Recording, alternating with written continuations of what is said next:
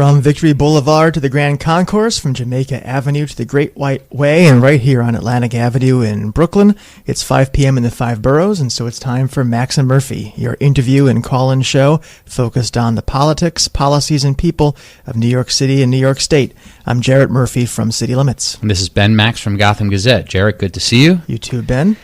So we are talking here today basically 1 week before primary day, and Democratic voters especially need to be ready to vote on Thursday. It's a Thursday this year, September 13th. So the main three statewide races where there are competitive Democratic primaries and a whole bunch of primaries and legislative races are in full swing. There's a lot going on. We're here to break some of it down for you.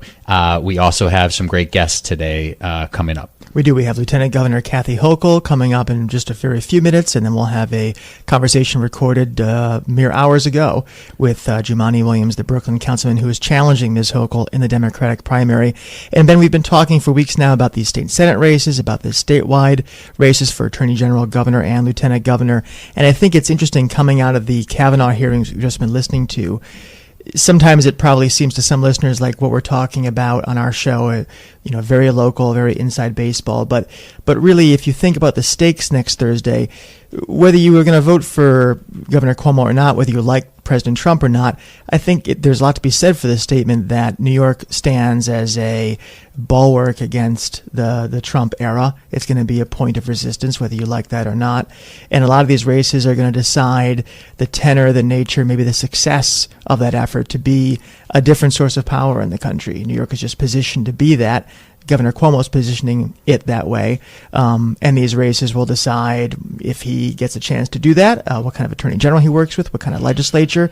The stakes do connect from the national to the local picture. Right. I mean, we have to be a little bit careful to not totally dismiss the possibility of a Republican winning, a statewide seat, whether it's attorney general or governor.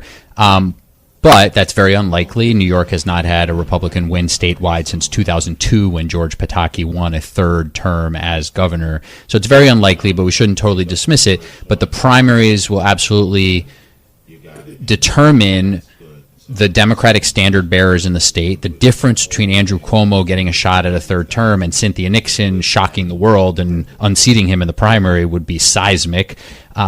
She, talks quite a bit less about Trump than he does because she's trying to unseat him, and he would rather focus on fighting Trump. In the attorney general primary, Trump is this major figure because maybe it's the attorney general rather over the governor that has the more important role vis-a-vis the federal government in terms of bringing lawsuits or defending the state. So certainly, the winner of these races in the Democratic side are very likely to win in November, and determinative of the direction the state heads, both in terms of the federal government and policies that are a little more closer to home. Yeah, and I think in a lot of the races we talked about, defining progressivism, which is the sort of dominant ideology of the Democratic Party today, certainly is a big part of the races. What makes a person a progressive? State Senate races where, a progressive is running against someone who calls him or herself the same thing, but happened to join the Independent Democratic Conference. The label is debated there, and obviously also in the other races. And it came up, I think, at least implicitly, in the Times endorsement of Cynthia Nixon, of Governor Cuomo, that came out this morning, released yesterday, obviously talking about this question of, rhetoric and results and, obviously giving Cuomo the edge on the latter, certainly.